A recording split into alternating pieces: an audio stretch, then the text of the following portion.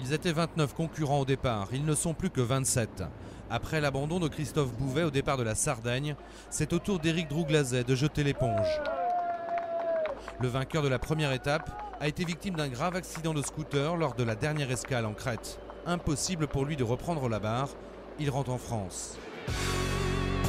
Samedi 4 octobre, cela fait 21 jours que la Cap Istanbul a quitté la Côte d'Azur. L'avant-dernière étape nous rapproche des côtes turques. Départ d'Agios Nikolaos, puis traversée de la mer Égée à travers les îles Cyclades dimanche matin.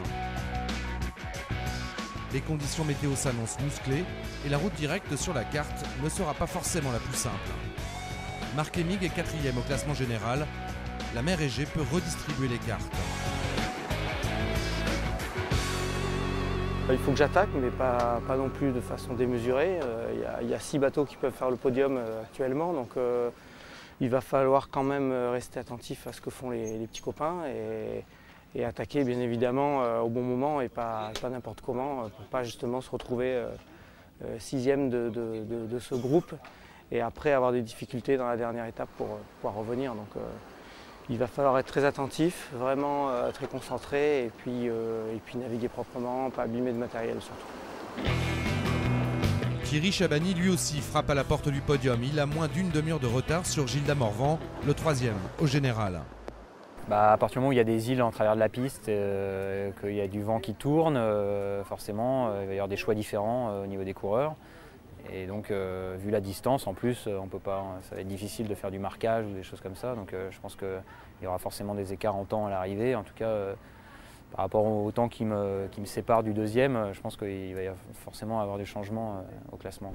En fait, le gros danger, moi je le situe plutôt au moment du départ. Ici, on a une transition entre du vent de nord-est, ici dans la baie, et du vent d'ouest à aller chercher au large.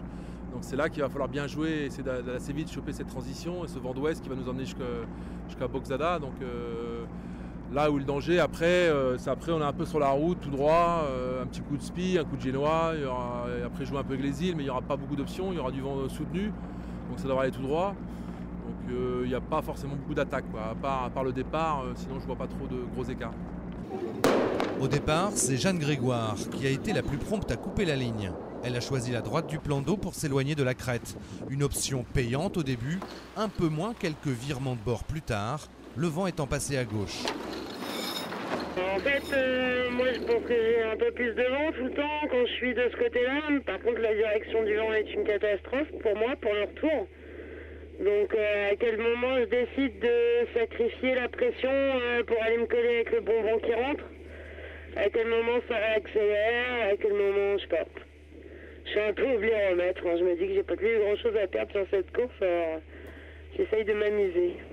À la tombée de la nuit, les figaristes ont quitté la baie d'Agios Nikolaos, cap au nord. Jeanne et ses camarades navigateurs se préparent pour une nuit éprouvante entre les îles et dans du vent fort.